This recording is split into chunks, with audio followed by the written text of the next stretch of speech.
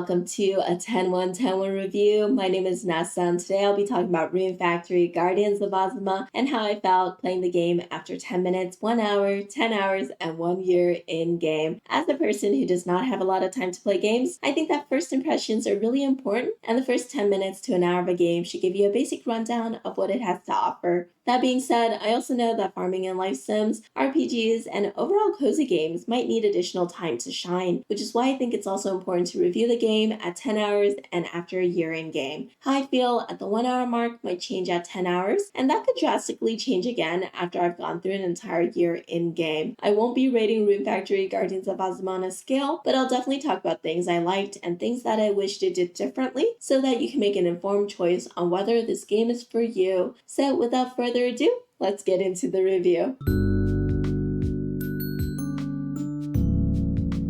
Rune Factory Guardians of Azuma was developed by Marvelous Inc. and released on June 5th, 2025. In this spin-off of the Rune Factory series, you can manage villagers in the 4 seasonal villages, farm fish, fight monsters, forage, chop down trees, and mine for minerals, craft decorations and buildings, decorate your villages, forge and upgrade equipment, and build relationships with the many romanceable NPCs and regular NPCs that live in these villages. I played Rune Factory Guardians of Azuma for the majority of the time on the Nintendo Switch 2 and spent an additional 10 hours on the PC version. If there's any specific information to one platform or the other, I'll make sure to mention it. Rune Factory Guardians of Azuma retails on PC and the Nintendo Switch for $59.99 USD and $69.99 USD for the Switch 2 version. If you have the game on the Nintendo Switch and want to upgrade it to the Switch 2 version, the upgrade pack is $10 USD. I did not purchase the digital deluxe DLC, which retails for $9.99 USD on all platforms if purchased alone. The DLC unlocks romance options for Quilong and Pilika, as well as costumes that include swimwear for the romanceable NPCs, a dark Woolby costume, and festival attire for the player character.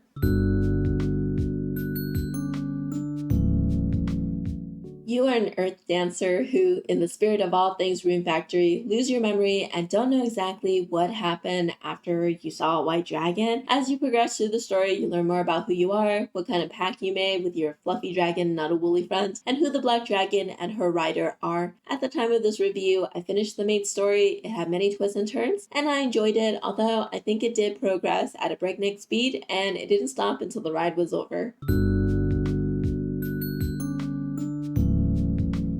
In the first 10 minutes of the game, I was able to choose between a male and female character and select my birthday. I was also able to choose the difficulty that I wanted to play on. This game has 3 difficulties, whether you want a more easy, simple experience, a more balanced approach, or a harder experience. Afterwards, the game started with a cutscene of my character looking at a white dragon, and then cutting straight to a scene where another person on a black dragon is locked in battle with my character. Everything fades to white, and when I wake up, it seems my character has forgotten her memories of what happened and started living in a small village, withering away from the blight, which steals runes from the world. Runes are described to be simply as the source of all life, and Azuma is in short supply these days. I'm introduced to the spring village, which is greatly suffering from the blight as every tree is dying, and Sakaki, the village chief, is thinking about cutting down the village's sacred tree since the roots have started to rot. In addition, because of the village's poor state, villagers have started to move away to make their fortunes elsewhere. The 10 minutes end with me agreeing to help Zuzu, a little girl who's the sister of the dongo shop owner, find a mysterious flying creature. This introduction does a great job of setting the stage for what the game is about. Clearly, the land is in a state of decay and has seen better days. I don't know why my character is in this village or how she fits in the world just yet, but drawing on my knowledge of previous Rune Factory games, a character with amnesia who falls from the sky is definitely a good sign. In addition to my own past and my objectives for being in the village, I have so many questions about who the black dragon is and who the rider is, and I want to find out more.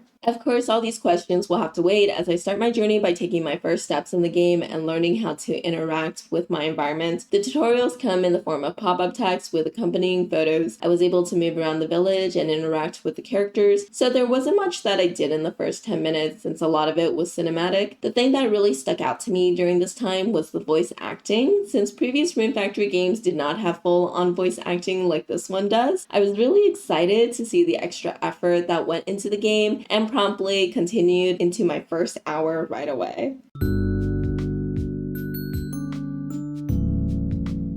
A lot does happen in the first hour, and I'm going to give very general spoilers because you needed to kind of understand the early gameplay loop. So you face off against the Black Dragon again as it's trying to suck up more runes from the Spring Village. You rescue the Spring God Ulalaka by performing the Dance of Bonds on the Sacred Tree and revitalizing the village to all its cherry blossom covered glory. You're named village chief when Sakaki realizes that he wants to retire after seeing everything that you're able to do in such a short amount of time. So this becomes the basis for the early gameplay loop as you travel around to the different villages to rescue their god and be sworn in as chief, tasked with revitalizing their villages. During this time, the game introduces the first system after our companion Wooby gives us his sacred treasure, the Terra Tiller, which allows the player to enter the village builder mode to place buildings, decorations, crops, fields, trees, and other things in designated village development zones. While in this mode, the player can do a variety of things such as clear debris, chop trees, plant, water, and even harvest crops. I spent a lot of time removing debris from the development zones and planting my first crops, which are turnips, to the surprise of no one who has played a farming sim before. The second system and mechanic that the game introduces is the ability to use the sacred treasures called Kamizawa. In the tutorial, the player is asked to use Ulalaka's sacred treasure, the drum, to revitalize withered crops and encourage them to grow up one stage. As the game progresses, the player will obtain additional sacred treasures that will aid in their daily chores, get rid of certain blighted areas, and assist in combat, which I will discuss later once combat has been introduced. For now, I spent a lot of time working on my development zone before being asked to save the local woodcutter Takumi, who has gone into the highlands and hasn't returned. In the 1 hour, I was able to explore some of the Spring Highlands, which sits outside of the Spring Village. The Highlands, like other open areas unlocked later in the game, have wandering monsters, blighted areas, and also areas of interest such as mining, logging, and fishing spots, frog statues, which will give you a recipe if you dance for them, Jinzo shrines that will usually give you multiple recipes if you interact with them, and hidden targets that yield some sort of eggplant-related treasure if you find and hit them all. The various icons on the map does a good job of letting the player know where to go, so I had no problem getting around, especially since the first area is pretty much railroaded since the bridge is out and the player is forced to basically go down one path to find the blacksmith. As you're traversing the world, you will unlock dragon statue areas that allow you to teleport back to that spot in the future so you don't have to walk there again. The player is introduced to the combat system, which starts very simple, as the player only has access to the short sword and the sacred drum. Later on, the game does a good job of introducing more mechanics to the system, which includes the addition of party members with different roles and weapons of choice, forging and upgrading equipment, and increasing specific stats based on what the magnetama is put on the equipment. Combat feels really great, especially compared to previous Rune Factory titles. It's less clunky, and I love the ability to dodge attacks, which when done perfectly will slow down time so that you can perform a counterattack on the monster. I also enjoy just how quick and smooth the game runs on the Switch 2 during combat, as it feels really fluid and satisfying when I'm able to dodge correctly. Combat is a little less fluid playing on the PC, only due to the keyboard bindings for specific keys, in my opinion. I think that the game really was made to be played on a controller instead of a keyboard and mouse, so you might want to consider playing with one if you're interested in getting the game on PC. The sacred treasures play a big role in combat and spend rune points to be used. They act as elemental attacks and have various different uses. For example, the sacred drum can heal party members as well as attack enemies when you use it, while another sacred treasure might be focused on attack power instead. During this time, I also learned how to unlock skills from various skill trees. In this game, whenever you do something, such as use a weapon or tend to your crops, you will gain experience points in that area. In addition, you will also gain all-purpose experience points, which can be used to unlock anything on any skill tree, which is really great whenever you need to supplement points, or if you want to unlock various perks of a specific skill tree, but you don't have enough experience points or you haven't done a lot of that action to unlock it. Through this skill tree, you can make the sacred aforementioned treasure treasures more powerful and unlock their divine dance, which is like an ultimate attack that does a lot of damage or heals you a great amount depending on what treasure it is. There's a lot of different things that you can do with these skill trees, so I really appreciate that they gave you a lot of ways that you can invest in these perks. The tutorials are a bit heavy in the beginning, but there is a lot to learn, and I appreciate that it comes off as text instead of demonstrations for every single tutorial. The tutorials are also accessible from the menu, so if I skip something, then I can go back and look at it later. The game does introduce a lot of systems right away. However, it gives you plenty of time to do the objectives at your own pace. Although combat is unavoidable in this game, the system feels really good, and the game rewards you for successfully reading enemy attacks. It also rewards you for exploring the world, and the recipes that you unlock are always worth it. I was ready to continue playing after 1 hour, especially since I was in the middle of a quest to rescue the carpenter and face my first boss. During my 10 hours, I really got into the feel of the game, and to be honest, the 10 hours passed by really quickly for me. The story was continuing to go at a breakneck speed, and I really thought we would spend more time in each village. However, soon realized that what I thought the story was turned out to be just the precursor to a bigger story, as whatever story I thought there was completed by Spring 14 and around 8 hours of gameplay. I was excited to unlock more characters, as there were still people that had shown up briefly in the 10 hours, but then I haven't seen any head or tails of them since. I was slowly developing relationships with the characters that I did unlock. In this game, you can increase bond levels by spending time with the characters daily. You can select from 4 activities, one of which is always to give them a gift, and the others will rotate and include but are not limited to talking to them about various topics, taking them out to places, or grabbing a bite to eat together. You can unlock more activities from the social skill tree, which will allow you to do some of the more romantic activities, such as embracing your loved one or holding their hand. As your bond level increases, the romanceable characters will have friendship events and eventually romantic events that you can watch to learn more about the character's motivations and backstory before deciding whether they're the one for you.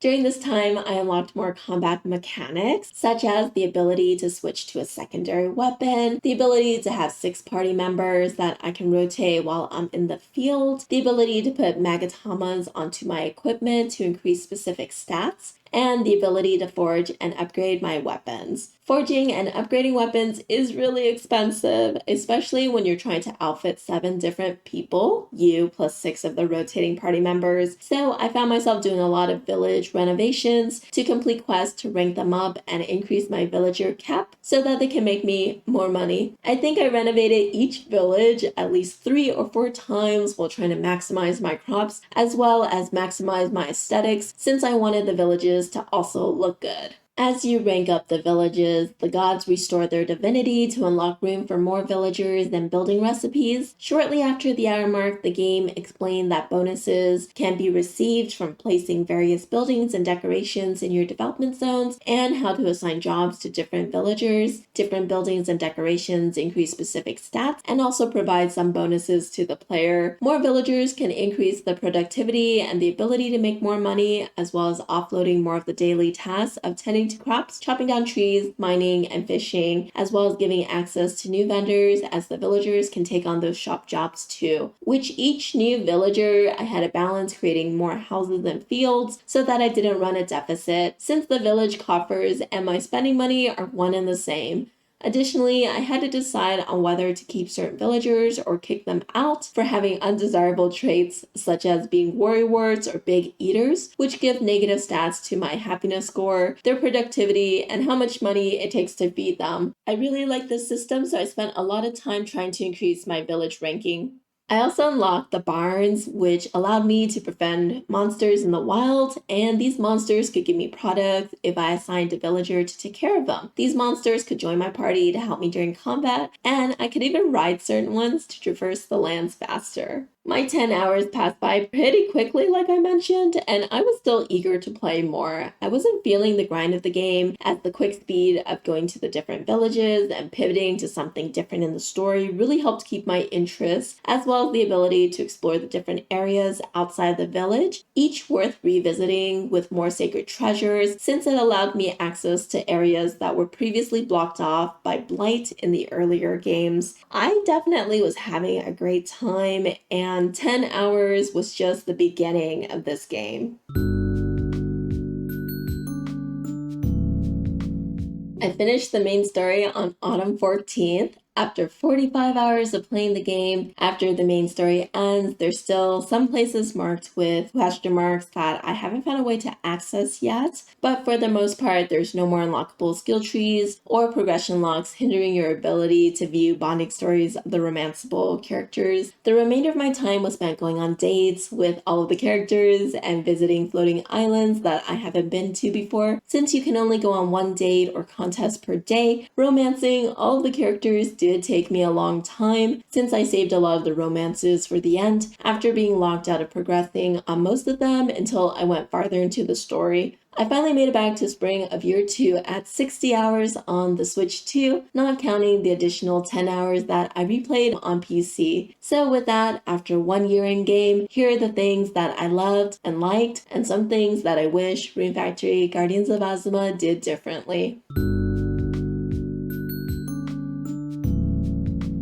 I love that the game gives different ways to tend to your villages, so you're not farming the same way the entire game. For example, you can manually water crops if you want, tile by tile, or you can use your sacred parasol to water multiple tiles at once, or you can even water the tiles in villager build mode. And if you're not satisfied with any of the above options, you can also assign villagers to water your fields for you. I love the quirks of all the characters and getting to know them more throughout the story. There were characters who I didn't think I would like, but then I end up really liking after spending so much time with them, and I attribute that to their voice acting. This game definitely stepped it up with the voice acting for all of the characters, and it made me really connect so much easier to them than I would have if they didn't have the voice acting, or if they only said a few catchphrases. Of course, there are some characters whose voice acting did not save their relationship for me at all, but I still appreciated all of the different types of characters that were available, especially to date. I like the combat system in the game. It's really smooth, and I love dodging out of the way to perform a counterattack. This didn't change from when the combat system was introduced to now when I've spent a whole year in game. Even if I'm underleveled or ill-equipped, I can still do fairly well in a fight if I evade the enemy's attacks through my skill and extended evasion skill upgrade. This makes me feel really good when I'm able to pull off a perfect dodge and use my counterattack, and the sacred weapons really adds another fun layer to the combat. I like that I didn't have to grind very much to progress the story or gain levels. The story quests and areas will level you up pretty fast to where you're supposed to be, and I never thought once about going back to an area to solely level, since I also like the outside area of each village because of all the exploration and purification of the blight that I could do. I didn't mind defeating some monsters on the way to 100% complete an area. This is the kind of leveling that I prefer in a game where I am mainly distracted by other fun tasks to the point where I don't notice myself leveling.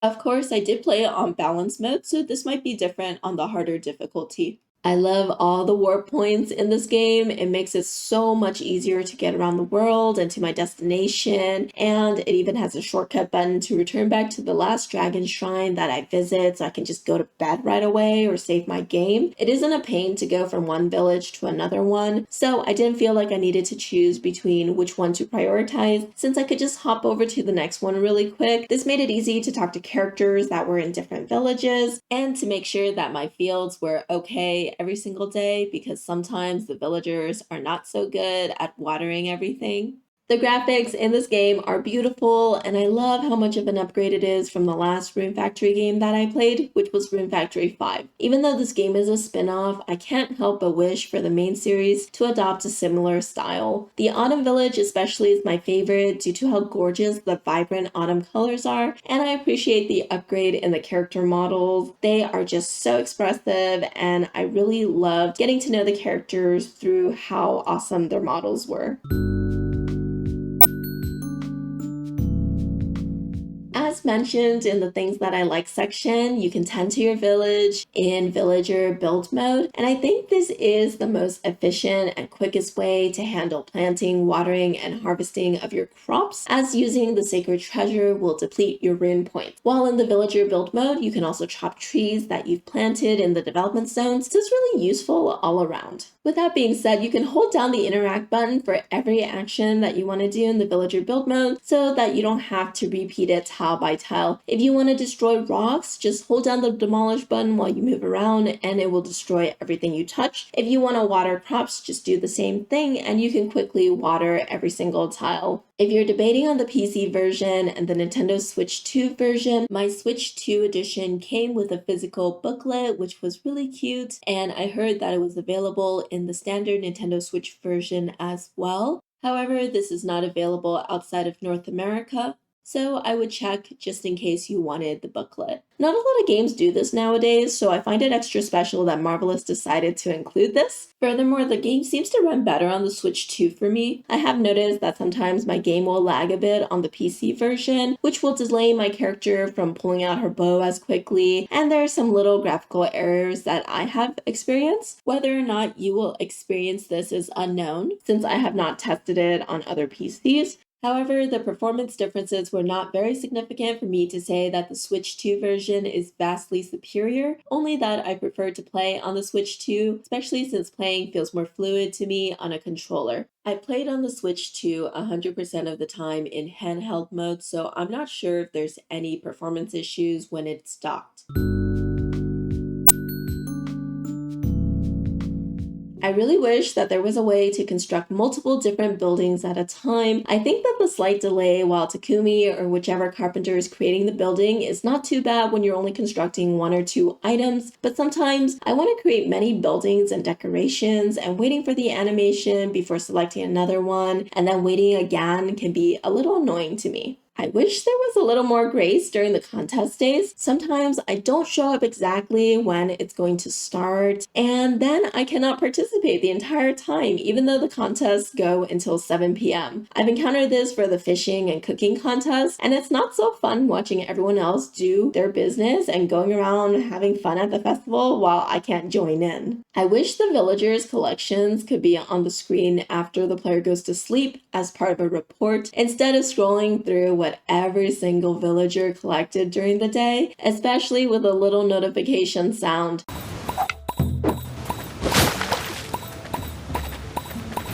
At the end of my year in-game, this was absolutely grueling since my villagers would pick up a lot of things during the day, so I would be spammed with a notification and sound for a good portion of the day. If it was more conspicuous, then I wouldn't mind as much, but the notification sounds and scrolling on the right side of the screen demands your attention, and you really get sick of it after a while. Lastly, there are some clipping issues and some wonky camera angles, especially in tight spaces. Your companions also really enjoy standing right in front of you as you're trying to use your bow and arrow, so I really wish that they had some safety training classes to not stand in front of me because I don't want to shoot them.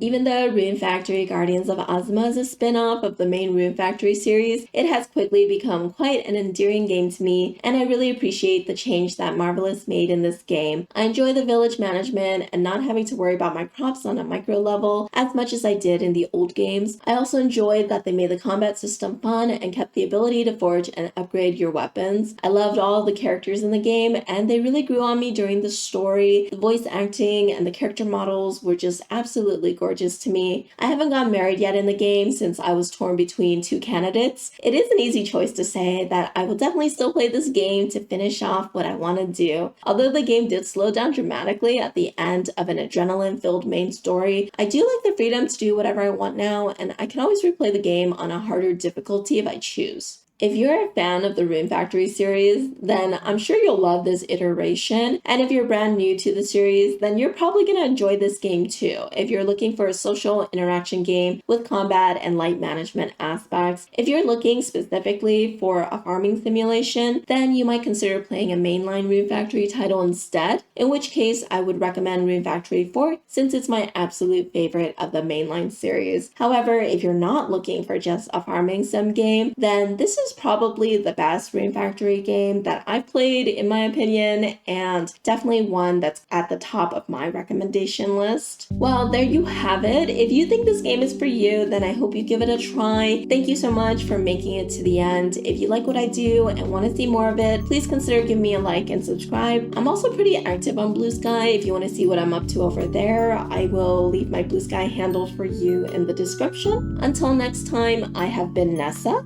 and this has been a 10-1-10-1.